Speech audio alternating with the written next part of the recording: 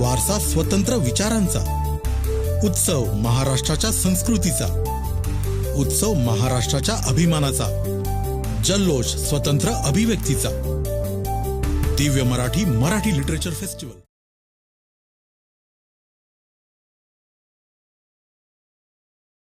I'd like to introduce Alok Sharma, who's amongst us.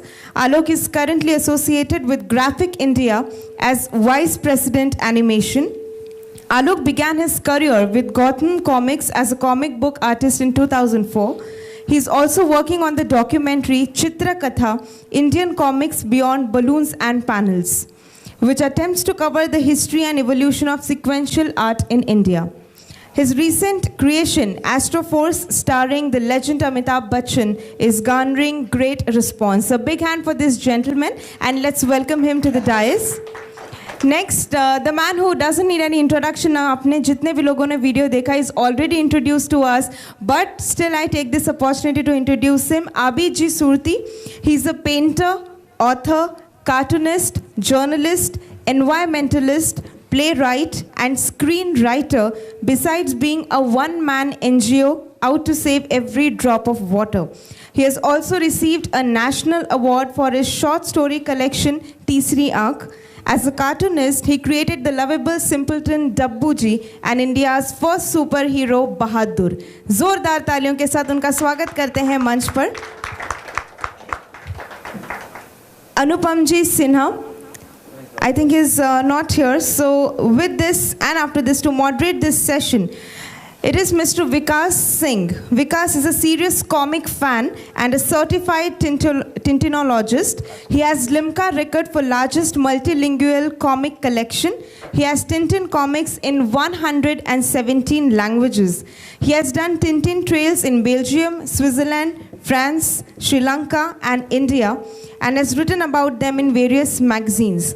He has done a course in superheroes from Smithsonian University, which had legendary Stan Lee as one of the professors. So I think all knowledgeable gentlemen sitting together. Let's begin with this beautiful session with a big hand. Let's create some energy so that ani suruwaat karuya Ashaya Satraji.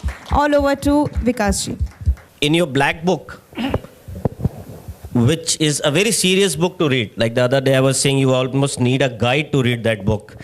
A man can see clearly both sides of his soul, the black as well as the white. How did you manage to voice the truth in the classical style of the Old Testament?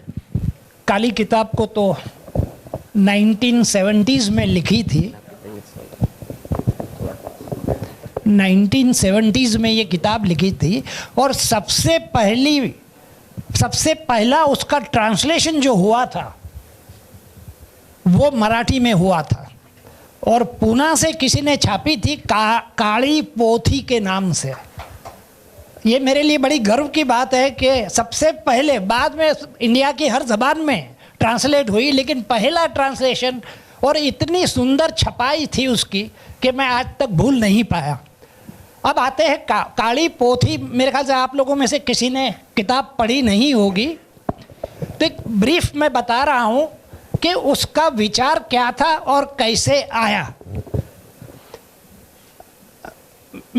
शुरुआत उसकी जो हुई वो मेरे जहन में ये ख्याल आया कि आज तक जितने भी भगवान आए, जितने भी पैगंबर आए, जितने भी मसीहा आए, उनको किसने भेजा? तो जवाब हमें एक ही मिलता है कि परमात्मा ने इन लोगों को भेजा, या ईश्वर ने भेजा, या खुदा ने भेजा. तो एक कॉरपोरेशन कॉन्सेप्ट आया कि कोटि कोटि भगवान भेजे, 1,24,000 पैगंबर भेजे और कई मसीहा भेजे. किसने भेजे? कॉर्पो होंको कहते हैं कि होंचो, क्या कहते हैं उसको, जो ऊपर बैठा हुआ है जिसे हम परमात्मा कहते हैं, उन्होंने अपने PRO भेजे और वो सारी प्रशंसा करते रहे कि भाई सच की राह पर चलो, खुदा ने जो रास्ता दिखाया उस पर चलो, भगवान ने जो रास्ते दिखाए उस पर चलो. लेकिन आज तक कभी शैतान ने अपना ऑफिशियल PRO नहीं भेजा. तो ये कहानी का बीज था. तो ये जो अदर साइड जो विकास साहब ने जो कहा कि दो साइड जो है हमारे सोल की, एक तो अच्छाई एक बुराई, जैसे सिक्के के दो पहलू होते हैं, तो एक साइड जो परमात्मा है तो दूसरी साइड पर नेगेटिव साइड है, उसको आप शैतान कह सकते हैं, राक्षस कह सकते हैं, जो भी कहो। तो पहली बार ऊपर से जो आता है मैसेंजर, जो शैतान का भक्त, और आकर वो उनकी प्रशंसा शुरू करता है और सिंपल दलीलें दे रहा है। वो नेगेटिव साइड वाली बात करता हूँ। वो कहता है कि आप झूठ के रास्ते पर चलोगे तो आपके सामने फूलों की चादर बिछी होगी, और सच्चाई के रास्ते पर चलोगे तो कांटे बिछे होंगे। चूज। ऐसे ऐसे दलीलें दी उसने कि जो पढ़ने वाले थे उनके दिमाग हिल गए कि भाई रास्ता कौन सा सही है और कौन सा गलत है। क्योंकि जो लोग झूठ बोलते हैं आज कहाँ से कहाँ पहुँच गए। कोई मिनिस्टर बन गया, कोई इंडस्ट्रियलिस्ट बन गया और करोड़ों कमा रहे हैं। और मैं सच बोलकर मैं अपनी ही बात कहूँ तो मेरे पास एक साइकिल थी, वो भी चोरी हो गई। मसलन ये दो रास्ते हैं, एक अच्छाई का रास्ता, एक बुराई का रास्ता। अब आपको तय करना है। और ये मैंने इसलिए किताब लिखी ताकि जो अंधे भक्त है, किसी भी धर्म के मानने वाले के लिए सच्चाई है कि जो इस्लाम में मानता है वो इस्लाम का अंधा भक्त बन जाता है, हिंदुइज्म में मानता है हिंदुइज्म का भक्त, तो दिमाग की खिड़की बंद हो जाती है। उनकी खिड़कियां खोलने के लिए मेरा उसूल है कि जानकर चलो, मानकर मत चलो। चाहे कोई भी धर्म हो, चाहे कोई भी नेता हो, कुछ भी हो, क्योंकि इतना झूठ परोसा जा रहा है। आज धर्म के नाम पे जो असली हिंदू धर्म था वो तो रहा ही नहीं। उसकी झलकियाँ कहीं कहीं किसी संत के पास होगी, लेकिन जो परोसा जा रहा है, उसी तरह इस्लाम जो परोसा जा रहा है, टेररिज्म को ग्लैमराइज किया जा रहा है, तो ये इस्लाम तो नहीं है। तो इन लोगों के दिमाग में ये बीज बोना था मुझे, और बड़ा कामयाब रहा। अच्छाई और बुराई दोनों साइड मैंने पेश कर दी। चुनना आपको है। अब आप ये तय भी करना है आपको कि आपको किस रास्ते पर चलना है। और चलना है, मुझे हिंदू धर्म मुझे पसंद है, मुझे उस पर चलना है, तो समझो उसको, उसमें उतरो, जानो सच्चाइयाँ क्या क्या है, और बाद में आगे बढ़ जाओ, उसमें कोई हर्ज नहीं है। लेकिन आजकल हमारे पास वक्त नहीं है, लोगों के पास मतलब इतनी परेशानियां है कि अब बेचारा कहाँ जाएगा। तो जो कुछ अखबार में मिलता है वो सच मान लेता है, और सारी गड़बड़ी इसमें हो जाती है। ओके आलोक, आप अभी काम कर रहे हैं एस्ट्रा फोर्स फिल्म पे, सीरीज के बाद, जिसमें अमिताभ बच्चन सुपरस्टार भी एक्ट कर रहे हैं। सो ये क्या विजन था? What propelled you to start doing this series with Amitabh Bachchan and the superstar? Yeah, so everybody who's working in this industry wants to work with Mr. Amitabh Bachchan. बहुत सिंपल सी बात है वो। दूसरी चीज़ ये थी कि बहुत साल पहले जब मैं ग्राफिक इंडिया में नहीं था, it was my last day at Gotham Comics that became Virgin and then it became Graphic India. Last day Virgin Comics उस दिन लॉन्च होने वाली थी। It was my farewell come the launch of that place. So my boss came to me and he asked me कि मुझे ना 3 लोगों के नाम दो जो सुपर हीरो प्ले कर सकते हैं। So I said Amitabh Bachchan, Amitabh Bachchan, Amitabh Bachchan. ठीक है। सो 2014 में मुझे वापस कॉल आया, उन्होंने बोला कि ऐसा है कि एक आइडिया है अपने पास में and Amitabh Bachchan has showed interest. So basically the idea was in mind. Idea मेरे से पहले से एग्जिस्ट कर रहा था। It's just that I wanted to work on that particular property and idea was very different from what I actually did later on. So बस then I joined Graphic India just to do this show initially. बाद में बहुत सारी और चीज़ें भी की, but ये हुआ कि हम फिर when name like Amitabh Bachchan says yes, challenges बढ़ जाते हैं, क्योंकि आप जब अपने आप से कर रहे हैं तो कुछ भी कर सकते हैं। अमिताभ बच्चन जब आप कर रहे हैं तो एक ग्रेविटी मेंटेन करनी पड़ेगी, उसकी स्टोरी अमिताभ बच्चन को सूट करनी चाहिए और बहुत सारी चीज़ें। हालांकि उनका हेल्प रहा उस चीज़ में बहुत कुछ, but then I thought what if we create a super hero जो कि पूरी तरह से इंडियन हो, यौगिक सुपर हीरो। दूसरी चीज़ थी कि वो सारी चीज़ें जो हम स्कूल में देखते हैं, हमें बुलीज मिलते हैं जो हमसे ज़्यादा स्ट्रांग हैं, हमसे ज़्यादा फास्ट हैं, हमसे ज़्यादा अच्छा पढ़ने वाले हैं, हमसे ज़्यादा इंटेलिजेंट हैं, उनको देखने के बाद कई बार बच्चों में हीन भावना आ जाती है। तो मेरी स्टोरी ऐसी है जिसमें बहुत सारे एलियंस आते हैं और ये एलियंस हमसे ज़्यादा पावरफुल हैं, ज़्यादा स्मार्ट हैं, ज़्यादा फास्ट हैं, बट कैसे ये 3 लोग साथ आते हैं और इन एलियंस से फाइट करते हैं। तो the idea was very Indian and then it had to be designed in a way where it will appeal to the kids as well as Mr. Bachchan, and that is how I worked on the series. Right now I'm working on a feature like I told you. So it's like a complete family drama. It's a complete family drama because you have Amitabh Bachchan. तो Amitabh Bachchan anyway generations को cover कर लेते हैं। तो मेरी generation के पहले वाली जनरेशन ने भी मिस्टर बच्चन को देखा हुआ है, मेरे बाद वालों के लिए भी वो केबीसी अंकल हैं, उनके बाद वालों के लिए वो भूतनाथ हैं। सो बेसिकली 40 साल का जो उनका करियर रहा है, उस 40 साल में उन्होंने करीब करीब सारी जनरेशन्स कवर की हुई हैं।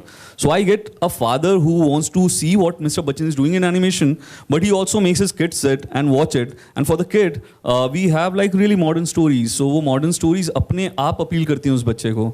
सो it's Amitabh Bachchan plus story.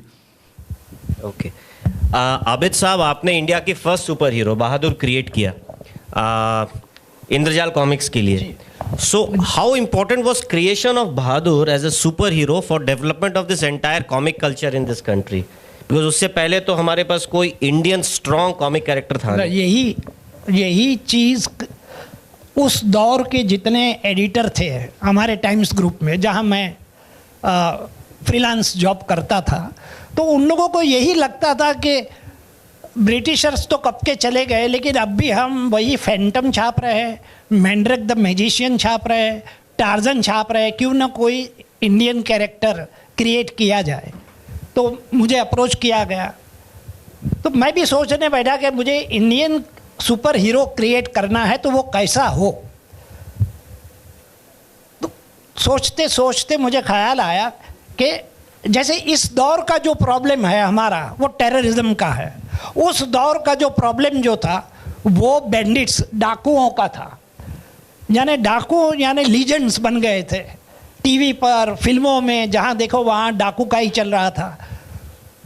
तो मैंने वो प्रॉब्लम उठा लिया, फिर मैंने इन्वेस्टिगेट किया कि ये डाकू लोग जो है इतने बढ़ते क्यों जा रहे हैं और इनको पुलिस अरेस्ट क्यों नहीं कर रही है। तो करते करते रिसर्च करते इसमें करीबन मेरे 6 महीने गए, तो मुझे पता चला कि हिंदुस्तान, इंडिया हमारा नया नया आज़ाद हुआ था और यूँ समझ लो कि 100 गांवों के बीच एक पुलिस चौकी थी। 100 गांवों के बीच एक पुलिस चौकी, और उसमें भी फ़ोन नहीं। अब मेरे गांव में डाकू आए और मैं पुलिस को मैं इत्तला करने जाता हूँ, तो मैं सवेरे निकलूँगा तो शाम में वहाँ पहुँचूँगा, और पुलिस को लेकर आऊँगा तो दूसरे दिन सवेरे आऊँगा। सबसे बड़ा प्रॉब्लम वहाँ के लोग, गांव के लोग ये फेस कर रहे थे।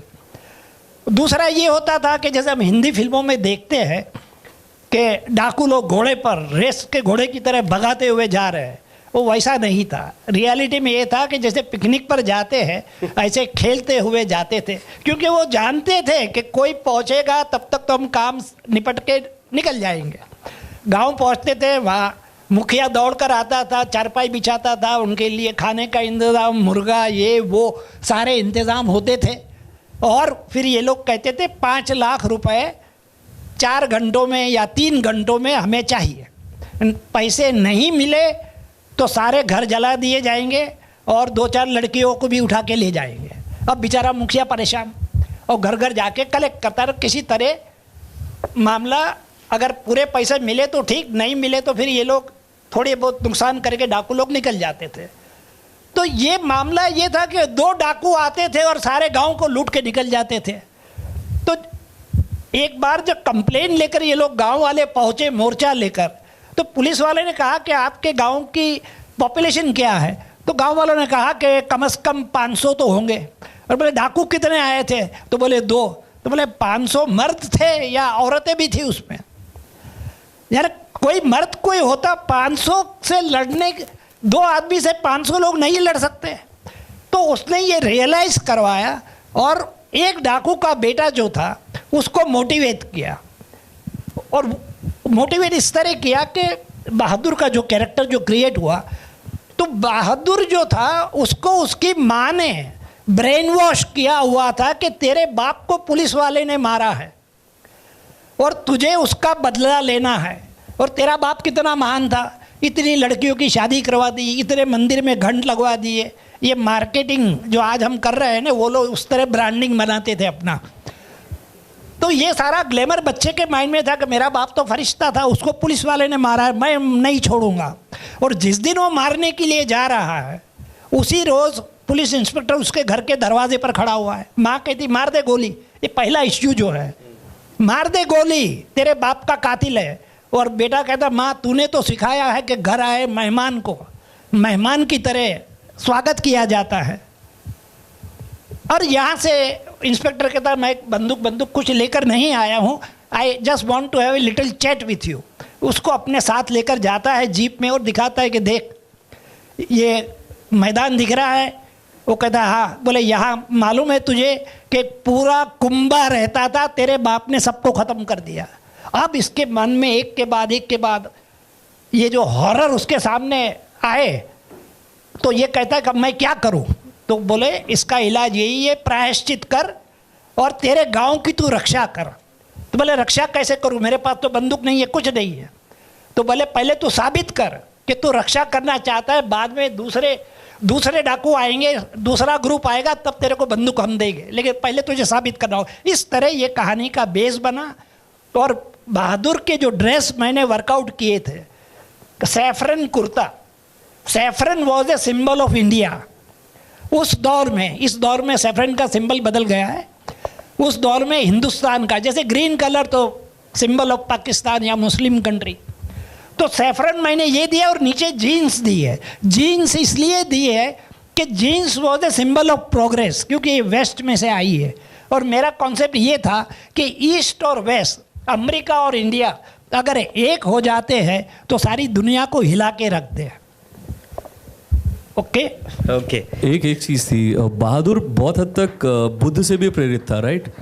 बुद्ध से भी प्रेरित था कि बुद्ध को जैसे बहुत सारी चीज़ें दिखाई, मौत दिखाई, ये दिखाया, वो दिखाया, सिद्धार्थ को, और सिद्धार्थ वहाँ से बुद्ध बनता है। जी। बहादुर का भी ऐसा था कि वो एक बहुत ही सुविधाजनक लाइफ जी रहा होता है। वो डाकू बनने के लिए तैयार रहता है, साइकिल को काट के वो गन बना रहा होता है। सही है। जी बिल्कुल सही है। और आपने एक बहुत ही उस time out of the blue आपने कॉन्सेप्ट डाला, live in relationship. I think Bela के साथ जो रिलेशनशिप था, तो how could you develop so much of courage कि उस टाइम पे you could show a live in relationship? A boy and girl living together without marriage, what he means is that वो दौर ये नहीं था। अभी मैं कहीं सुन रहा था कि उस दौर में इतना कट्टरपंथ थे, मुल्ला भी थे, पंडित भी थे, सब थे, लेकिन इतना कट्टरपंथी जो अब हमें नजर आ रहे उतने नहीं थे। तो एक तो बेस मेरे पास ये था, मेरे माइंड में तो ये सवाल ही नहीं आया कि कोई इस पर एतराज करेगा। And to be honest nobody objected. बल्कि कई लोगों ने कहा कि यार ये आइडिया आया कैसे। मैंने कहा भाई आइडिया आया, राइटर है हम लोग, तो दिमाग में कुछ ना कुछ फितूर आते रहता है, तो मैंने कहा मैंने ये डाल दिया इधर। तो इस तरह it was very well accepted. अगर आज मैं वो कॉन्सेप्ट लेकर आता हूँ तो बड़ा बवाल मच जाएगा, और फिर वो लव जिहाद का चक्कर शुरू हो जाएगा, और फिर दूसरा चक्कर शुरू हो जाएगा। Okay Alok, this movie Bahubali has been a huge success. So इसमें से कितना सक्सेस था because of the great animation and the graphics they did, or the superb plot which was there? So which was bigger, the storyline or the science? I'll say it's 60-40. Like whenever you look at a cartoon, you say कि इसमें idea कितना है और drawing की ability कितनी है। अगर are K Lakshman के कार्टून को आप देखें, अगर वो उतने अच्छे तरीके से ड्रॉ नहीं करते तो शायद वो जो कमेंट्स कर रहे थे वो कमेंट्स बड़े बड़े होते थे। जनरली कार्टून्स में कमेंट्स छोटे होते हैं, बट उनकी ड्राइंग्स भी उतनी बड़ी होती थी, कमेंट्स भी उतने बड़े होते थे। उसकी वजह से R K Laxman became who he was. So in Baahubali if you look at it, it's not really a new story. It's basically ये concept है हमारी writing में बोलते हैं give me the same but different. So you are giving them the same thing. You are giving them Mahabharat. You are giving them a hero's journey और a lion king जो भी है वो एक फॉर्मेट है जिसमें एक अनाथ बच्चा है, उसके फादर का जो राज है वो किसी ने लूट लिया है। वो मतलब एक ज़माने से चली आ रही है कहानियाँ, और किंग आर्थर से लेके हमारे यहाँ महाभारत तक वो कहानी का जो फॉर्मेट है, ढांचा है, वो करीब करीब सेम है कि चाचा है जो गद्दार है, उसको मार के इसको रिक्लेम करना है। तो समहाउ ये हमारे कल्चर में तो है ही ये story, so we go there and we can relate to it, but there is something new, something different. People are quite capable of understanding what they understand, but they are also quite capable of taking something new back home. Graphics अगर गंदे होते तो कोई देखता नहीं उस चीज़ को, तो उसको सपोर्ट करने के लिए, उस पर्टिकुलर स्टोरी को जो कि इतनी पावरफुल स्टोरी है, उसको सपोर्ट करने के लिए उतना ही पावरफुल ग्राफिक्स की ज़रूरत है. मगर ग्राफिक्स और स्टोरी से ज़्यादा ज़रूरी है dedication. That was there already in mister Rajamouli and all the actors who spend like good 6-7 years on that film. तो 6-7 साल एक कहानी पे लगाने के लिए जो कमिटमेंट चाहिए, मेरे हिसाब से वो सबसे ज़्यादा इंपॉर्टेंट था, बजाय मैं बोलूँगी ग्राफिक्स या स्टोरी में. Also we have worked on Baahubali the animated series that is right now on Amazon. I have also worked on that. So जब हम लोग उसके ऊपर डिस्कशन कर रहे थे तो हमको पता चला कि बाहुबली के अंदर ही जो उन्होंने 2 कहानियाँ की हैं 2 फिल्मों में, उसके अलावा इतनी कहानियाँ लिखी हुई थी हर कैरेक्टर के इतने बैकग्राउंड्स थे कि उस पर और 4 फिल्में बन सकती हैं, जिसको हमने बाद में एनिमेशन किया और वो लोग अब एक टीवी सीरीज़ कर रहे हैं, कुछ नॉवेल्स बन रहे हैं उसके ऊपर में. तो ऑलरेडी इतना काम हो रखा था, ग्राउंड वर्क इतना हो रखा था कि वो कैरेक्टर्स ना काफ़ी सधे हुए आ रहे थे. मतलब वो अपने पहले सीन में ही कटप्पा आता है और आपको पता है कि ये बंदा इंपॉर्टेंट है, इवन अगर उसके साथ बहुत ज़्यादा कुछ उसके बारे में आपको बताया नहीं जाता पहले फिल्म के अंदर में. So it was a lot of hard work that went into writing, I will say, and the commitment that has gone into the film. So it was finally the content which became the... Obviously. मतलब मैं ये नहीं कहूँगा कि बाहुबली का यही content अगर आप सड़े हुए ग्राफिक्स के साथ बनाओगे तो लोग इतना पसंद करेंगे, बट अगर आपने इतनी मेहनत लिखने में की है तो उतनी मेहनत आपको ग्राफिक्स में करनी चाहिए, उतनी मेहनत आपको परफॉर्मेंस में भी करनी चाहिए. तो अगर वो चीज़ें आप नहीं करेंगे तो it doesn't really it won't really work. We know a lot of stories जहाँ पे कहानियाँ बहुत ज़बरदस्त तरीके से लिखी गई मगर एग्जीक्यूशन में मार खा गए लोग. तो इट्स अ 50-50 बेसिकली. या Abid ji, Astra force they have got Amitabh Bachchan. अगर बहादुर आज होता, एक फिल्म बनती, तो which actor do you think would do justice to the role? मुझे तो ये नाम मिस कर रहा हूँ मैं, अजय देवगन, जो रॉ कैरेक्टर है और माटी से निकला हुआ वो फीलिंग है. लेकिन Shahrukh Khan is more interested in being बहादुर than Ajay Devgn. I think he has a poster of Bahadur in his... he has put a poster on his table. Okay. I think 70s में बना होता तो Vinod Khanna. Abid ji, out of painting, cartooning, writing, which is the one that Abid Surti loves doing? And what holds all of them together as a creative process in you? Force तो ये कह सकते हैं कि बेस जो है वो creativity है, जो हम सब में है, लेकिन कुछ लोग इस्तेमाल करते हैं, कुछ लोग नहीं करते हैं. अब क्रिएटिविटी है तो आप मुझे चमार की जगह पर बिठा दीजिए सॉरी चमार की जगह पर बिठा दो तो मैं इतनी डिज़ाइन निकालूंगा जूतों की कि बाटा खुश हो जाए.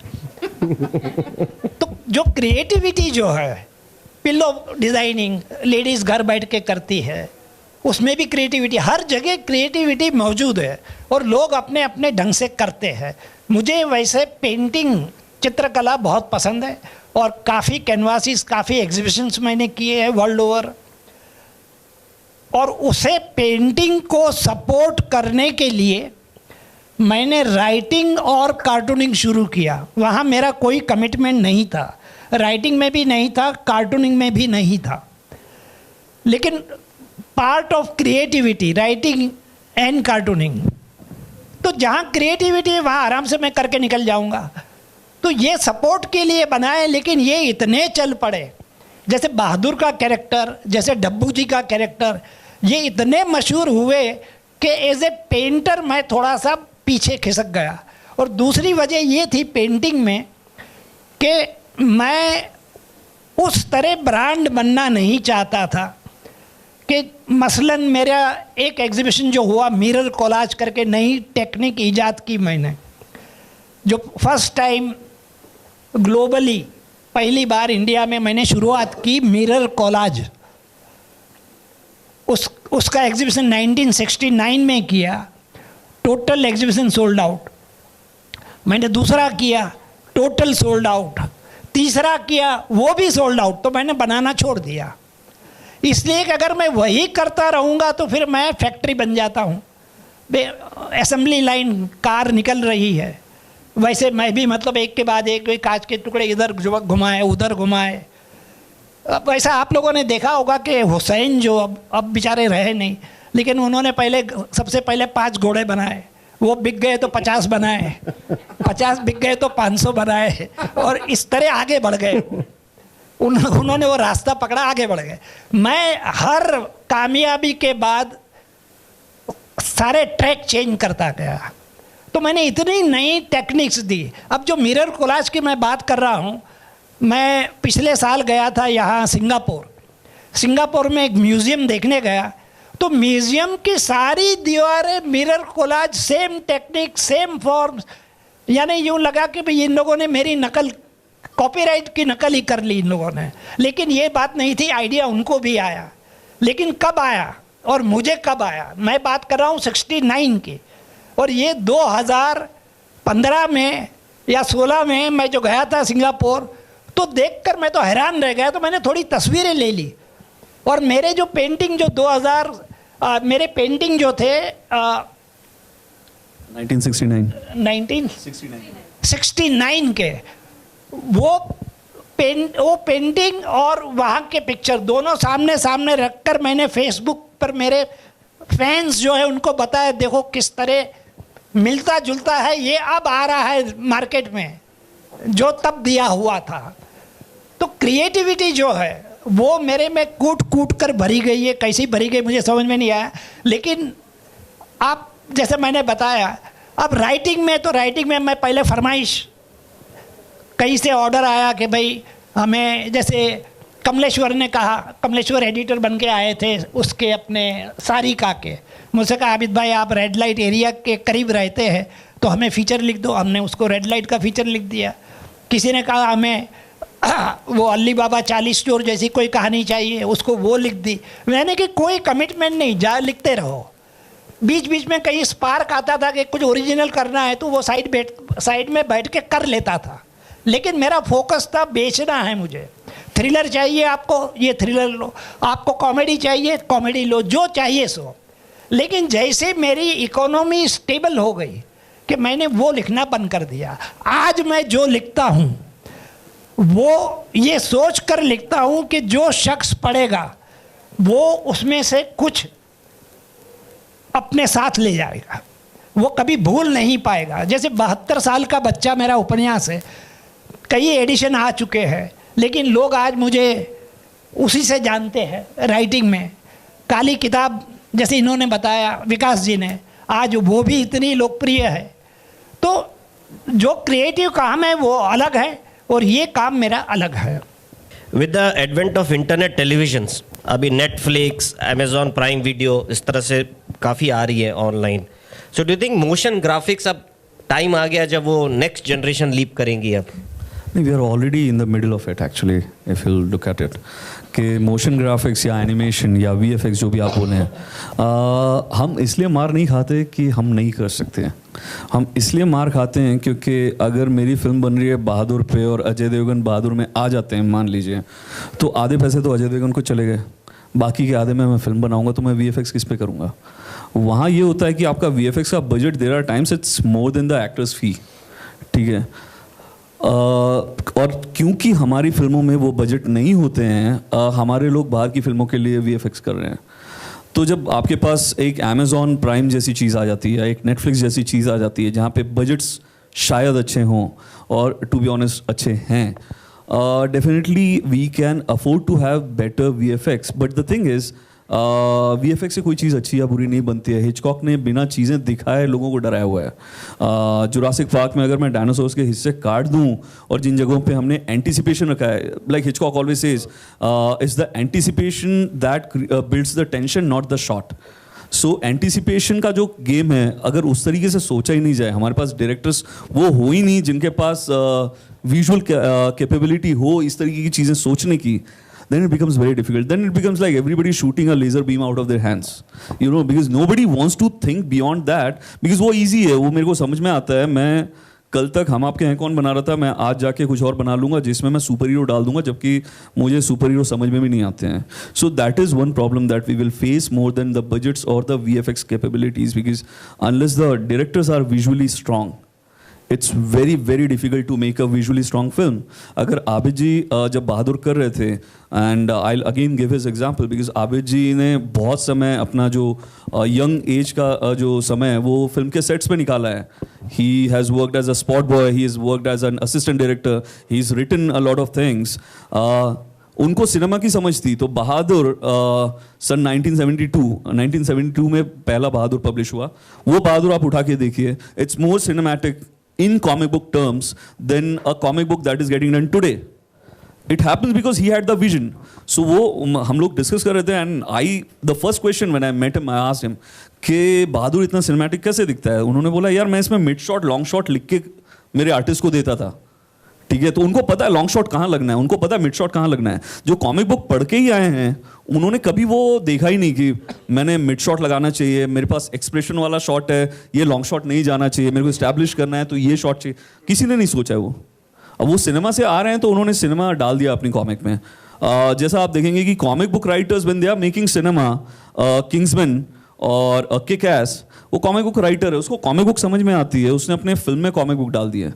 हमारे पास जो डायरेक्टर्स हैं उन्होंने ना साहित्य पढ़ा ना कॉमिक्स पढ़ी है, उन्होंने सिनेमा देखा है. So they have just seen the end product.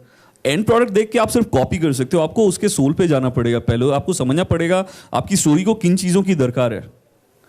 So I always say it's not that difficult to make a VFX heavy show. It's very difficult to write one. It's very difficult to think visually before you go and shoot it and before you go and add VFX. VFX is basically, I'll say, it's icing on the cake. But for that you need a cake first. So जब cake ही नहीं होगा, आप सिर्फ icing डालोगे तो कुछ मिलेगा नहीं उसमें आपको. So basically, you would say that a lot of directors lack that sense of visualization. How is it going to finally? Definitely, like I'll say, आप बहुत पहले भी नहीं जाते हैं, हम 1970s में रहते हैं कि शोले आई थी, लोग पागल हो गए शोले देख के. 70 mm. When you are shooting in 70 mm, the vision was 70 mm. The vision was never 35 mm. So वो फिल्म बड़ी दिखती है. वो अभी भी टीवी पे मैं देखता हूँ तो मुझे पूरी नहीं दिखती वो फिल्म. मुझे लगता है ये बड़े स्क्रीन पे देखनी चाहिए फिल्म. जबकि बहुत सारी इस साल आई हुई फिल्म है, I won't take names here, but वो फिल्मों को मैं टीवी पे देखता हूँ, मुझे कुछ खास फर्क नहीं लगता. मुझे ऐसा नहीं लगता कि विजुअली कुछ मैं मिस कर रहा हूँ इस फिल्म में. बिकॉज ये जो फिल्म है ये बनाई ऐसे नैरो विजन के साथ में है कि फर्क नहीं पड़ता. मैं थॉर अभी देख के आया 2 दिन पहले, and Thor I think I will watch it again at IMAX. 2 बार देखूंगा, 3 बार देखूंगा, मैं उसकी DVD नहीं खरीदूंगा बिकॉज मेरी टीवी उस फिल्म को जस्टिफाई नहीं कर पाएगी. So you are making films, before making films you are thinking कि यार ये मैं Amazon पे डाल दूंगा, ये मेरे टीवी के राइट्स आ जाएंगे, and you are shooting a film like a TV show. You are not thinking cinematically. सही, बिल्कुल सही.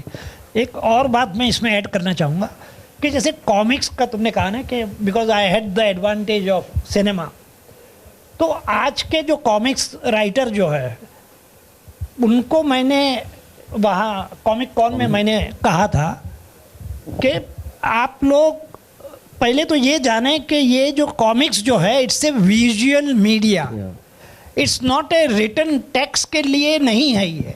यानी कि कम से कम डायलॉग में और maximum through expression, through proper framing आप कहानी कह सकते हैं. जैसे पुराने ज़माने के जो थिएटर जो होते थे, वो थिएटर वाले जब डायरेक्टर बने तो हिंदी फिल्में भी सारी डायलॉग ही डायलॉग चलते थे. दे फॉरगॉट कि भाई ये मीडिया जो है ये विजुअल मीडिया है, थिएटर के अपने लिमिटेशंस होते हैं. तो ये हमारे नई जनरेशन जो कॉमिक्स की आ रही है उनको पहला बेसिक ABC जानना चाहिए. और एक किताब कोई भी ये कैसे फ्रेमिंग की जाती है, कहाँ क्लोजअप आएगा, कहाँ लॉन्ग शॉट आएगा, एक फिल्म की किताब पढ़ रहे स्क्रीन राइटिंग पर, तो that is more than enough. और ये बहुत ही हेल्पफुल होगी। आप लोग भी कॉमिक बनाते हैं, मेरे ख्याल से 2-3 बनाए थे, बहुत बढ़िया थे वो। एक छोटी सी और चीज़ है, I would like to add again, sorry, there is this term that his son has coined. It's called he calls it non-verbal communication. Non-verbal communication Alif से इसके वो चीज़ जो आप पोस्टर देखते हो या कवर देखते हो ना, आपको पकड़ में आ जाता है क्या चीज़ है। जैसे बाहुबली के एग्जांपल है कि वो हाथ में ऐसे यूं बच्चा पकड़ा हुआ है एक औरत के हाथ में, और वो पानी के अंदर डूबी हुई औरत है। उसको बताने की जरूरत नहीं है कि फिल्म क्या है, उसको बताने की जरूरत नहीं कि आपको एक एपिक स्केल फिल्म देखने को मिलेगी। यू आर सीइंग एक औरत डूबी हुई है लेकिन उसने बच्चे को हाथ में उठाया हुआ है। वो अपने आप में इतनी पावरफुल इमेज है। एंड कॉमिक्स और animation are such powerful mediums कि हमको बहुत बार ये चीज़ें विजुअली करनी पड़ती है बिना बताए। लाइक स्क्रीन राइटिंग में हमेशा बोला जाता है शो नॉट टेल, जो दिखा सकते हो बताने की जरूरत नहीं है। ठीक है, तो Even Bahadur, the first issue ever, Lal Haveli ka Rahasya, the Red Brick House. Bahadur is standing, like he's standing tall. It's like a low-angle shot of a guy standing with a gun. उसके पीछे एक लाल हवेली बनी हुई है. It's such a strong visual. इतना strong covers बहुत कम देखने को मिलते हैं हम लोगों को। कवर में ना लोग 50 चीज़ भरना चाहते हैं, सारे एक्टर्स का फेस भर देना चाहते हैं, या सारी चीज़ें, सारी स्टोरी की चीज़ें वहाँ भर देना चाहते हैं। जबकि मैं बोल रहा हूँ लार्जर देन लाइफ, एक लड़का खड़ा है 20-21 साल का गन लेके, और उसके पीछे एक लाल हवेली है जिसका, और कॉमिक का नाम है लाल हवेली का रहस्य। आप अपने आप उस चीज़ को उठाएंगे और आप अपने आप उस चीज़ को पढ़ना चाहेंगे। There was this amazing American artist called Jim Steranko. Jim Steranko was a magician first and then he became a comic book artist. And Jim Steranko generally उसके कवर में ना वाइट इतना होता था ना कि कोई हिसाब नहीं। वो कैरेक्टर यहाँ खड़ा होगा, पूरा कवर वाइट रहेगा, और बहुत बार फाइट होती थी कि इतना वाइट क्यों छोड़ता है। उसने बोला जब सारी चीज़ें क्राउडेड है ना तो खाली चीज़ स्टैंड आउट करती है। क्या बात। या So that brings to my next question. See, there are line drawings in the comics. अगर हम बहादुर की बात करें या old time comics, simple line drawing, Amar Chitrakatha also. Nowadays you have those graphic novels, heavy stuff, dark images, and it's very, and they've also made it into sort of a status where it's very difficult to understand also what is being written. Too much of violence. Batman के old comics देखिए, Superman, and look at the new ones where the Joker series and all. So why has this shift happened? Why, I would say that comics have lost their innocence. I won't really say comics has lost its innocence because it's very मतलब एक तरीके की चीज़ें हैं ये जो हम लोग बात कर रहे हैं, DC, Marvel. हो क्या रहा है ना, everybody is entering everybody else's space. Cinema बोल रहा है मैंने कॉमिक्स करनी है, कॉमिक्स बोल रहा है मैंने सिनेमा करना है, तो आप सिनेमा को छाप रहे हो और कॉमिक्स को स्क्रीन पे चला रहे हो, which is in a way very wrong. Because if you are adding too many things to comic books, suddenly readability का issue आता है. That is why when you read a very like graphic heavy comic book, it leaves a very different impression on your head. जबकि बहुत simplistic comic है. Like I recently gave a comic called Kabul Disco to my friend and she really loved the comic. कुछ नहीं है, black and white है, line art है, simple cartoons है, it's written so beautifully that it will appeal to you. अगर आप और बाकी की कॉमिक्स देखें, जैसे Maus, the only comic that ever won Pulitzer, वो कॉमिक को जीतने के बाद पुलित्जर वालों ने बोला कॉमिक्स अब पुलित्जर में एंट्री नहीं कर सकती हैं. और Tintin is pretty clean. Tintin is the best animated unanimated comic book ever. कि वो ऐसा लगता है चल रहा है अंदर में, बिकॉज वो इतना सिंपल है ना कि चीज़ें स्टैंड आउट करती हैं. जब आप कॉमिक्स को बहुत ज़्यादा भरने की कोशिश करते हो, in fact I tell you what, the new 52 is the new DC comic. They are not going to heavy on colours. वो बड़ा आर्टिस्टिक, बड़ा वो यूरोपियन क्लासिक आर्ट के तरीके का कलर लेके बहुत सिंपल कलर में वापस जा रहे हैं. In fact the book that I was doing, I was planning to do it in black and white, because I feel black and white में नोआ जितना अच्छे से निकल के आएगा उतना अच्छा वो दुनिया भर के कलर डालने से नहीं आएगा. So it depends on story. But yes, वो होता है जब आप एकदम ऐसा कोई चीज़ नहीं आती है तो आप उसको पूरा निचोड़ना चाहते हो. तो नए कंप्यूटर, जब फोटोशॉप नया आया, 15 साल तक निचोड़ा है सबने उसको. नाउ देव रियलाइज्ड के थोड़ा सिंपलिस्टिक करते हैं यार लोग, लोगों को पढ़ना चाहिए. Going back, it's a cycle. वो साइकिल पूरा होगा. Okay. Yeah. Alok ji, Abhi ji, you have been awarded Comic Con Lifetime Achievement Award in 2015 जी. for your phenomenal contribution to the world of comics. Now, what can be your mantra to revive focus into the novelty of the art of cartooning? Because somewhere it's now on the decline. Decline in what sense? They are not as popular as they used to be, if I can put it that way. You mean to say comics? No, the cartoons. Cartoon में तो ये हुआ है कि पहले कार्टूनिस्टों के पास फैलने की गुंजाइश नहीं थी. कोई एक जरिया था तो न्यूज़पेपर था. लक्ष्मण आए तो सीधे टाइम्स में घुस गए, मारियो आए तो वो भी टाइम्स में चले गए, और जो कार्टूनिस्ट आए जहां अखबार में जगह मिली. आज जो है ये इतना फैला हुआ है. दूसरा ये कि इकोनॉमी वर्क नहीं कर रही है. आज मैं एज ए कार्टूनिस्ट किसी अखबार में जाता हूँ तो मुझे 10,000 15,000 से स्टार्टिंग मिलेगी, लेकिन मैं किसी एनिमेशन स्टूडियो ज्वाइन करता हूँ तो सीधा 50,000 से ओपनिंग. Tell him now. ये बड़े बड़े फ़र्क जो आए हैं.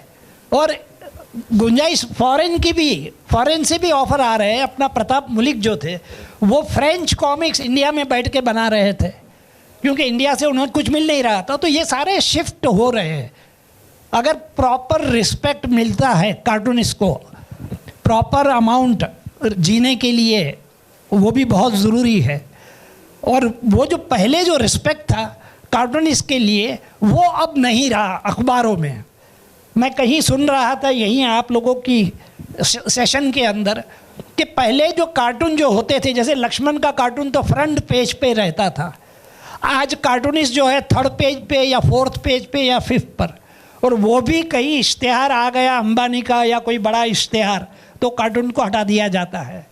तो ये तो रिस्पेक्ट कार्टूनिस्ट का ये अब बचा हुआ है. तो अब कौन चाहेगा कि अखबार में जाए. मुझे एक चीज़ याद आ रही है. I started as a political cartoonist. तो मैं कुछ 15 साल का था और एक मेरे पॉलिटिकल कार्टून को ना अवार्ड मिला. आर के लक्ष्मण ने अवार्ड दिया. सो अवार्ड देते देते उन्होंने मेरे कान में बोला, what is your plan B. मैंने बोला यार प्लान बी, मैं तो यही करने की सोच रहा हूँ पूरी लाइफ. तो सो इज इट पढ़ाई वढ़ाई कर रहा है. मैंने कहा हाँ पढ़ाई तो कर रहा हूँ. इसे कुछ कर ले, प्लान भी रख अपने साथ में. Abhi ji, if I am not wrong, you have retitled Battuk Bhai to Dabbu ji. Right. So though Dabbu ji was an astounding hit, I mean it's getting reprinted again, but Battuk Bhai in Gujarati did not work. तो क्या कारण था कि Battuk ji failed while Dabbu ji became such a big success? पहले शुरुआत मैंने वहीं से की थी. गुजराती में एक चेत मच्छंदर करके पत्रिका निकलती थी और उसके जो एडिटर थे वो खुद भी कार्टूनिस्ट थे, शनि करके, और मैं उनके अंडर में काम करता था. पहला कैरेक्टर मैंने क्रिएट किया बटुक भाई, जो डब्बू जी का बाद में बना. तो एवरी वीक जैसे धर्मयुग में छपता था उसी तरह हर हफ्ते एक कॉमिक स्ट्रिप छपती थी डब्बू जी की. लेकिन पहले महीने में ही सारे नेगेटिव रिस्पॉन्स आने लगे. तो एडिटर ने मुझसे कहा कि देखो ये इस तरह के खत आ रहे हैं, फ़ोन आ रहे हैं, क्या किया जाए. मैंने कहा अभी शुरू किया है आपने, कम से कम 3 महीना तो आपको देना चाहिए किसी कैरेक्टर को पॉपुलर होने में. फिर 1 महीना और चला तो इतनी लानतें मलामतें एडिटर को आई कि मुझे पूछे बगैर ही बंद कर दिया. उसी दौर में धर्मयुग में वही चला हुआ था. जैसे इंद्रजाल कॉमिक का मैंने बताया कि जो बुज़ुर्ग लोग थे टाइम्स ऑफ इंडिया के वो चाहते थे कि ये फैंटम टार्जन हटे और कोई इंडियन सुपर हीरो आए. उसी तरह धर्मयुग में जब एडिटर आए डॉक्टर धर्मवीर भारती, तो वो चाहते थे कि कुछ शुद्ध इंडियन कॉमिक स्ट्रिप धर्मयुग में हर हफ्ते छपे. तो उन्होंने कई कार्टूनिस्ट को आजमाया जिसमें ये मारियो भी थे, और उस दौर के हिंदी के जितने कार्टूनिस्ट हिंदी वाले थे, नवभारत टाइम्स में कोई काम करते थे, पोपट के ऐसा कुछ आता था, सबको आजमाया और सबकी गत वही हुई जो मेरी गुजराती में हुई कि कोई 2 महीने चला, कोई 3 महीने चला और सब बंद करने पड़े. तो फिर आखिर में मुझे बुलाया गया. मैं तो कोई नाम नहीं था उस दौर में. 63 की बात है, 1962. तो मेरे पास जो तैयार पड़ा हुआ था वही उसमें लिपि बदल दी, गुजराती को मैंने उसको हिंदी में कर दिया, और जो 2 महीने का कोटा जो मेरे पास तैयार था दोनों 2 महीने का दे दिया। और वो 1 महीने में ऐसा चल पड़ा कि सारे प्रशंसा के खत आने लगे, फ़ोन आने लगे, और 3 महीने में तो मतलब झंडा गाड़ दिया, यूँ समझ लो। अब ये क्या साइक क्या थी यार, गुजरातियों में सेंस ऑफ ह्यूमर नहीं होता। खुद गुजरात से हूँ।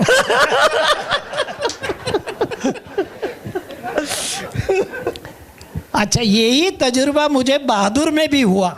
ये शायद आप लोगों को पता नहीं होगा कि बहादुर जो है वो पर्टिकुलर स्टेट में ही कामयाब हुआ। मल्टी लैंग्वेज प्रोजेक्ट था, मराठी में, हिंदी, मराठी, गुजराती, बांग्ला और इंग्लिश, कन्नड़ा। अच्छा, अब ये चला सिर्फ नॉर्थ बेल्ट में, और कुछ कुछ कामयाब हुआ बंगाल में, बाकी महाराष्ट्र में मराठी में फ्लॉप हो गया और कन्नड़ में फ्लॉप हुआ। अब क्या वजह इसकी आप सोचिए। डकैत नहीं थे ना, महाराष्ट्र में डकैत नहीं थे, कर्नाटक में डकैत नहीं थे, डकैत आपके पूरे सेंट्रल बेल्ट में जो हिंदी स्पीकिंग। पॉइंट मेरा ये है कि स्क्रिप्ट पावरफुल थी या नहीं। बाहुबली की स्क्रिप्ट है, अब मुसलमान भी बड़ी तारीफ कर रहे हैं, इसमें कोई धर्म बीच में नहीं आ रहा है। तो इसमें स्टोरी ने क्यों ग्रिप नहीं किया उन लोगों को, ये कोई राज मेरे अभी तक मेरे समझ में नहीं आया। कोई साइक है काम करती है कि भाई पर्टिकुलर टाइप का ह्यूमर जो है वो पर्टिकुलर लोग पसंद करते हैं, पर्टिकुलर टाइप जो है वो वहीं साउथ में ही चलेगा, उनका ह्यूमर अलग होता है।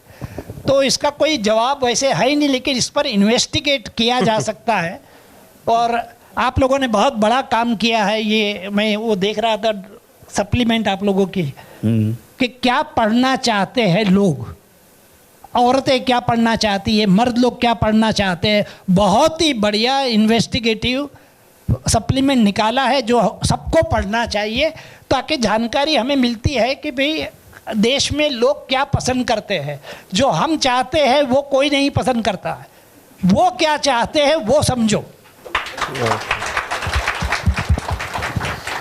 तो अभी जी मैं आपको रिक्वेस्ट करूंगा कि if you can just draw Dabbu ji for us, एक ऐसी मुद्रा की डब्बू जी बड़े ही खुश हैं। देश में चाहे लाख समस्या हो, चाइना की प्रॉब्लम हो, जीएसटी का समस्या हो, but Dabboo ji is very happy, contented. So if can just draw one for us. Happy. So 20,000 लोगों का हमने सर्वे किया 94 शहरों में, और उसमें ये पता चल के आया है कि जो लिटरेट इंडियंस हैं उसमें से 28% लोग आज भी पढ़ना चाहते हैं, किताबें पढ़ना चाहते हैं, और सिर्फ 8% लोग हैं जो किंडल या ऐप इस तरह में पढ़ते हैं। सो जो एक धारणा बनी हुई है कि लोग किताबें नहीं पढ़ना चाहते, बुक स्टोर नहीं जाना चाहते, it's not that quite true. So Alok, you are doing something which is comic without borders, तो इसके बारे में कुछ बताओगे आप? This is just a plan as of now. So मेरा क्या होता है, whenever I am travelling I really like to meet people जो कॉमिक्स बनाते हैं। Like I was really lucky कि मैं स्कूल में था जब मैं आबिद सर को मिल चुका था और उनका इंटरव्यू वगैरह किया था मैंने अपनी मैगजीन के लिए। मगर मुझे ये लगता है कि comics as a medium is reviving right now, all thanks to the Marvel movies and all the movies that we are watching. उसके अलावा बहुत सारे इवेंट्स ऐसे हैं जहाँ पे लोगों को कॉमिक्स में इंटरेस्ट जाग रहा है और लोग कॉमिक्स पढ़ना चाहते हैं ना। बट प्रॉब्लम क्या हो रहा है कि हमारे पास जो एक्सेस है वो बहुत ज़्यादा हद से देखें तो या तो बेल्जियन कॉमिक्स है, your Tintin and Asterix that are popular for almost 50 years now, या अमेरिकन कॉमिक्स हैं जो हमको एक्सेस है जिनका, बट हमको पता नहीं है हमारे बगल में क्या हो रहा है। लाइक पाकिस्तान में there is this character called the Burka Avenger. It's about a girl. Yeah, that's burqa pehn that's very popular. But we have no clue about that. Indonesia में बहुत सारी कॉमिक्स है. इंडोनेशिया में उनकी महाभारत है जो बहुत सुंदर है. हमारी महाभारत से ज़्यादा सुंदर इंडोनेशिया की महाभारत है. Despite Indonesia being a Islamic nation now, predominantly Islamic, but उनकी जो महाभारत है, उनका जो रामायण है वो हमसे ज़्यादा प्योर है. बिकॉज हमारे यहाँ रामायण महाभारत काफ़ी सारे रिआइट्रेशन से होते हुए यहाँ तक आया है, तो बहुत सारी चीज़ें उसमें से कट गई हैं। जैसे आपको इंडोनेशिया के रामायण में, महाभारत में शिखंडी का रोल बहुत पावरफुल दिखेगा जो हमारे यहाँ नहीं है। गांधारी का रोल बहुत पावरफुल दिखेगा जो हमारे यहाँ नहीं है, हमारे महाभारत में। मैं जब पढ़ रहा था तो मुझे बहुत सारी नई चीज़ें पता चली, फिर मैं गूगल पे जाके मैंने ढूंढा, मुझे पता चला ये तो एक्चुअल महाभारत ये लोग कर रहे हैं। अब ये चीज़ें हमको नहीं मिलती हैं देखने को। फिलीपींस में बहुत सारी अच्छा काम हो रहा है, वियतनाम में बहुत सारा अच्छा काम हो रहा है, बट वी डोंट नो कि हो क्या रहा है, क्योंकि लोग आपस में जुड़े हुए नहीं हैं, आर्टिस्ट आपस में जुड़े हुए नहीं हैं, पब्लिशर्स आपस में जुड़े हुए नहीं हैं। सो एक बहुत बेसिक सा प्लान है, मुझे पता नहीं सक्सेसफुल होगा या नहीं, बट मैं चाहता हूँ कि ये जो बॉर्डर्स हैं हमारी, बॉर्डर्स खत्म हो और कॉमिक्स विदाउट बॉर्डर्स सारी जगह पहुँचे। हिंदुस्तान की कॉमिक्स जो हैं वो इंडोनेशिया में पहुँचे, हिंदुस्तान की कॉमिक्स वियतनाम में पहुँचे, वियतनाम की कॉमिक्स हम तक आए और हमको देखने को मिले कि हो क्या रहा है एग्जैक्टली, बिकॉज सब कटे फटे हैं, सब अपने अपनी जगह पे बैठ के अपने हिसाब से इस मीडियम में काम कर रहे हैं। और क्योंकि ये एक नहीं है, उसी वजह से क्या है कि Spiderman, Superman, Batman, Doraemon, they are not bad though, but ये हमसे ज़्यादा सक्सेसफुल है इस वक्त। So if we come together, all these artist come together and एक सिम्बायोटिक रिलेशनशिप बने जिसमें हमारी चीज़ें वो पढ़ें, उनकी चीज़ें हम पढ़ें और हमें भी बहुत सारी चीज़ें सीखने को मिलें, तो it will be an amazing thing. So I felt कि अगर कोई नहीं कर रहा है तो मैं करके देख लेता हूँ। So all the best for you. Just thanks. see, Virgin is a very successful organization otherwise, है ना? Virgin Airlines, Virgin Railways. I mean, he is Richard Branson himself is considered a great entrepreneur, but they failed when they launched the Virgin Comics in India. Didn't really take off. So where did they go wrong? See, ये बहुत ही वेग सी जगह है, क्योंकि क्या हुआ कि virgin comics सबको लगता है कि इंडिया में लॉन्च हुई, बट वर्जिन कॉमिक्स तरीके से इंडिया में लॉन्च ही नहीं हुई। सो हम इंडियन कॉमिक्स कर रहे थे और हम चाह रहे थे कि अमेरिकन उन कॉमिक्स को पढ़ें, लेकिन क्योंकि हमको अमेरिकन को वो कॉमिक्स पढ़ानी है, हम ट्राई कर रहे थे कि हम अमेरिकन वे में इंडियन स्टोरीज सुनाएं, जो मेरे हिसाब से गलत नहीं है, मगर अगर आप अपने कल्चर को अच्छी तरह से पकड़ के रखें तो आपको किसी के लिए बदलने की ज़रूरत नहीं है। इसका सबसे बेस्ट एग्जांपल मेरे लिए होगा जापान, कि Japan after world war they created a lot of comic books and लेकिन हुआ ये कि मंगा ने ऑलमोस्ट टेक ओवर किया अमेरिका को। मंगा एक तरीके से यूरोप में भी बहुत अच्छी तरह से पॉपुलर है और वो जापानीज कल्चर में रचा बसा है, उसको अमेरिकन होने की ज़रूरत नहीं पड़ी, उसको यूरोपियन लैंग्वेजेस में ट्रांसलेट किया गया, बट उन्होंने अपने कल्चर को नहीं छोड़ा, क्योंकि कुछ चीज़ें जो है ना वो यूनिवर्सल होती हैं।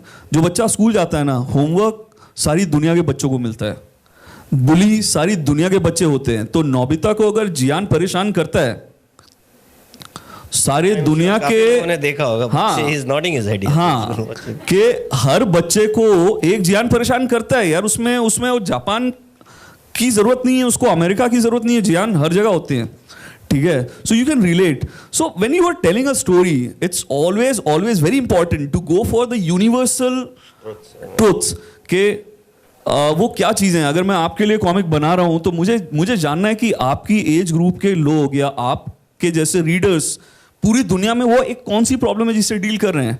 तो अगर महंगाई है, सारी दुनिया में महंगाई, मैं महंगाई के पास जाऊं या हस्बैंड वाइफ की नोक झोंक करूं तो वो ब्रॉन्डी अमेरिका में काम करता है, श्रीमती जी इंडिया में काम करता है, वो मोरलेस सेम कॉन्सेप्ट है। पेरेंटहुड बाहर भी काम करता है, Dennis the Menace, Billu Pinky India में भी काम करते हैं, they are more or less the same concept. What if you make Billu and Pinky so powerful that Dennis the Menace पढ़ने वाला भी बिल्लू पिंकी पढ़ के खुश हो सके।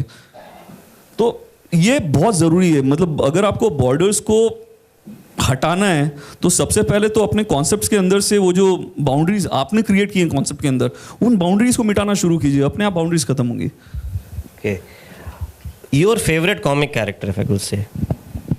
बहुत डिफिकल्ट है। तो see I grew up in central India, mainly Madhya Pradesh Chhattisgarh वाला जो बेल्ट है, और मैंने ना चाचा चौधरी बहुत पढ़ा है, ठीक है, and I love the simplicity of Chacha Chaudhary. बीच में when you are growing up वो होता है, वो हमारे साथ लाइफ में भी होता है कि क्या होता है ना कि जब हम लोग छोटे होते हैं 5 साल से 10 साल के बीच के एज में, तो हमारे फादर ना हमारे लिए सुपर हीरो होते हैं। फिर ना जब हम 13 के आसपास जाते हैं तो we feel our parents are really uncool, and then you are like कि नहीं यार, you are embarrassing me, then you you turn 20 and then you just don't want to talk to your parents. You're like, nahi boss, privacy. Then you turn 30. I'm 30 plus now. So then you turn 30 and then you realize what you used to think as a 5-year or 10-year-old, that your father was a superhero. Your father is actually a superhero. Whatever he did for you was very, very important. So I'll come back to my answer, Chacha Chaudhary. So while growing up, Chacha Chaudhary was so simple that I just loved it. Then I grew up. 13 साल का हुआ, मुझे चाचा Chaudhary uncool लगने लगा. मैंने कहा ये क्या हो रहा है यार, मतलब आदमी को पकड़ के खींच देता है, वो लंबा हो जाता है, ये क्या है. ठीक है. साबू है, जुपिटर से आया, पराठे खा रहे हैं. Come on. ठीक है. Then I turn 20. Then I became an artist myself. I was like नहीं, मैंने सुपर हीरो बनाने हैं, मैंने you know Superman Batman type की चीज़ें करनी है, सीरियस चीज़ें करनी है. 10 साल मैं वहाँ भटका. Then I turn 30. I met cartoonist Pran when I was 28 for the first time. And then we started discussing the philosophy of Chacha Chaudhary. And then he tells me कि यार जब मैं चाचा चौधरी शुरू किया, जैसे आबिद सर ने बोला कि चाचा चौधरी जब उन्होंने बहादुर किया, उस समय सारे बाहर के कैरेक्टर्स इंडिया में बहुत पॉपुलर थे. तो जब चाचा चौधरी शुरू हुआ, चाचा चौधरी स्टार्टेड इन 1969, बाहर के कैरेक्टर्स यहाँ बहुत पॉपुलर थे. और कार्टूनिस्ट प्राण बोलते हैं कि मुझे जब चाचा चौधरी करना था तो मैंने सोचा मैंने क्या करना चाहिए. सो आई थॉट ऑफ चाणक्य, कि अगर चाणक्य फनी होता और वो आज की प्रॉब्लम सॉल्व करता तो वो कैसे करता. तो मैंने चाचा चौधरी को बनाया. मैंने उसको, चाचा चौधरी का दिमाग कंप्यूटर से भी तेज चलता है जैसी लाइन दी, और मैंने चाचा चौधरी बनाना शुरू किया. 3 पेज का मेरी स्क्रिप्ट होती है, मेरे को कहानी 3 पेज में ख़त्म करनी है. इट्स अ चैलेंज 3 पेज में कहानी ख़त्म करना. और वो इतनी सिंपलिस्टिक है कि अब मैं जब बच्चों को, and I share a lot of comic books with kids just to see कि उनका रिएक्शन क्या है. तो मैं 30 साल पहले चाचा चौधरी पढ़ रहा था, 30 साल बाद अगर मैं बच्चों को वो चाचा चौधरी सेम देता हूं, वो पढ़ते हैं. So that is the power of Chacha Chaudhary, that is the power of these characters. And अगर ये कैरेक्टर्स को बचाया नहीं गया, संभाला नहीं गया, तो it's very difficult, because lot of characters in India are dead now. उनको रिवाइव करने के लिए हमारे पास स्कोप भी नहीं है इस वक्त. So I feel, though I will take like 20,000 names of my most favorite characters, but it's Chacha Chaudhary that brought me back to where I started from. So it's always Chacha Chaudhary. Okay. We now leave it for the audience. If there is any question from the audience, अगर आप कुछ पूछना चाहें.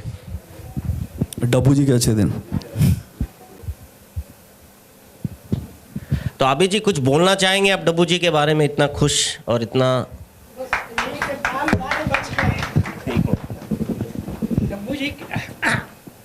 डब्बू जी के अच्छे दिन आ गए, क्योंकि बाल बच गए.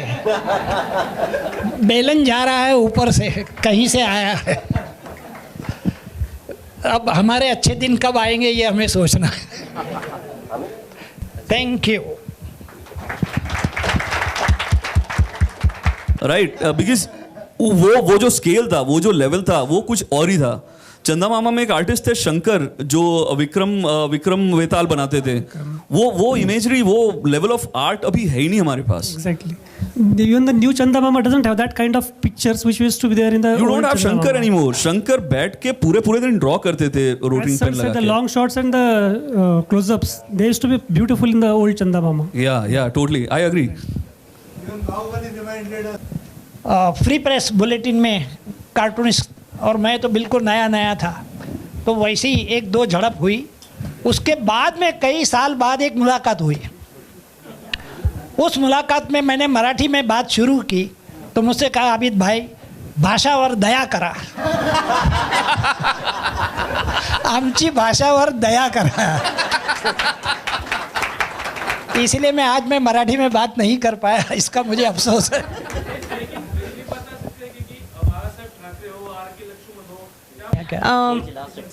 उनका कहना यह है कि कार्टून्स यूज करके हम सोसाइटी चेंज कर सकते हैं. Let it be thought. Society ज़बरदस्त इफेक्ट आ सकता है. इसका सबूत ये है कि पॉलिटिशियन इतने डरते हैं. क्यों डरते हैं इससे? बिकॉज के चेंज आ सकता है.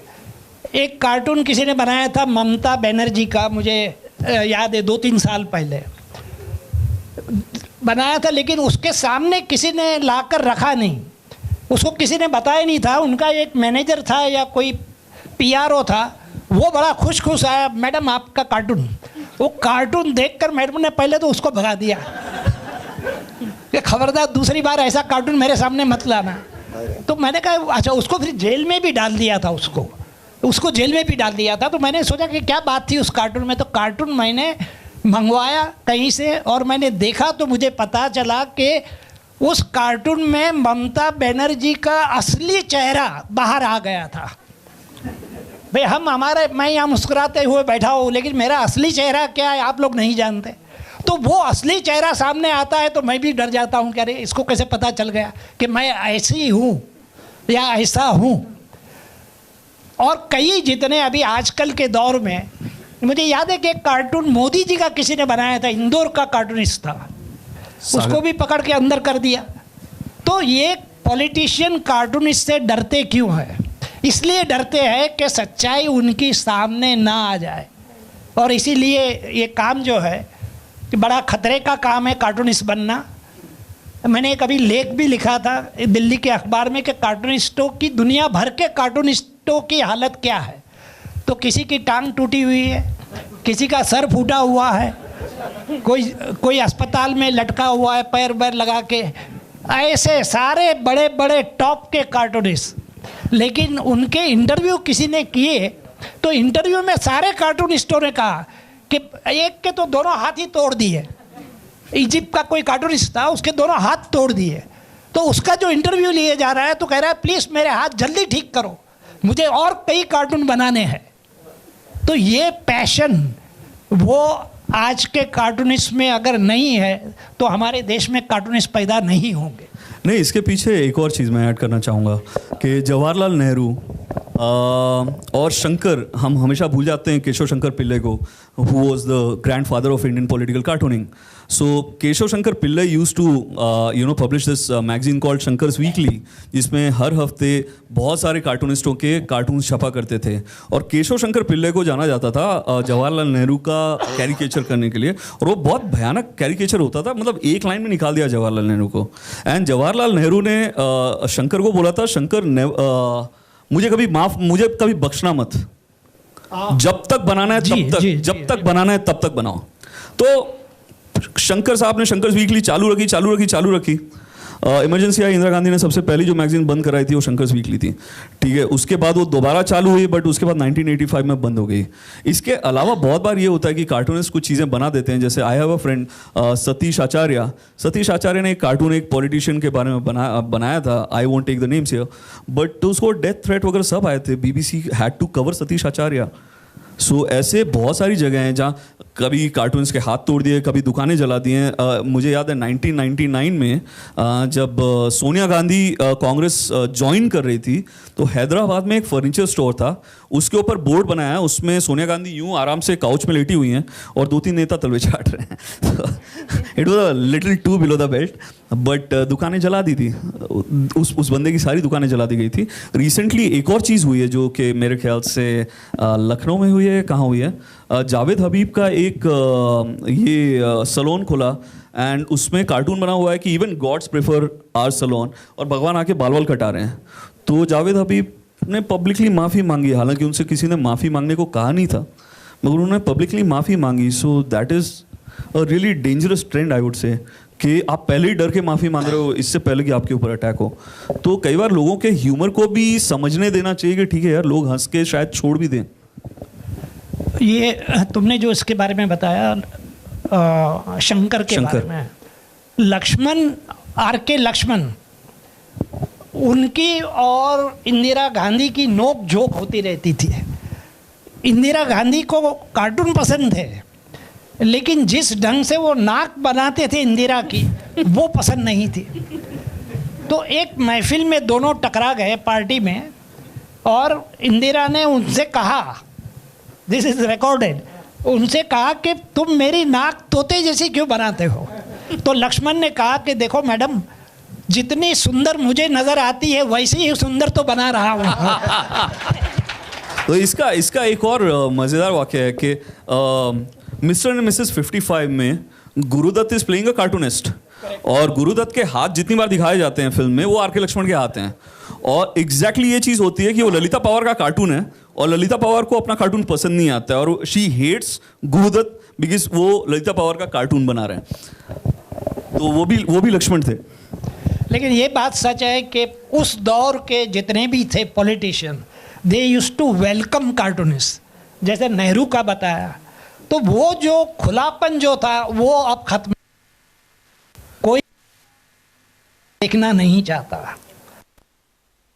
हम अमिताभ, कटरीना कैफ है, उस मामले में अमिताभ बच्चन का भी एक स्टोरी है। हाँ, तो अमिताभ बच्चन पे कॉमिक्स आई थी, the adventures of superstar Amitabh Bachchan, Supremo. तो he used to play a super hero in that, and वो प्रताप मलिक बनाया करते थे।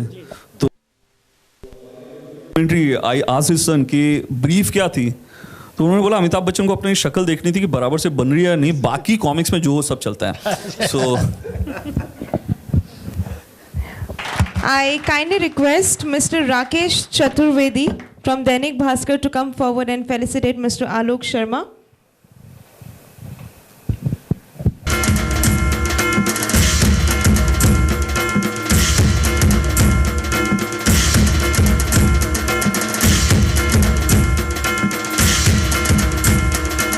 Thank you so much for this splendid session, and I request Mr. Mahesh Vaishisht from Dainik Bhaskar to kindly come forward and felicitate Abid Ji Surti. Apart from being a multifaceted personality, he is also he's a one-man NGO, I think most of you have come later on, who strives to save water. So I think everyone sitting here can take this pledge that try to save water, because if he can do it, we all can do it. A big hand for him for such good work. Thank you so much.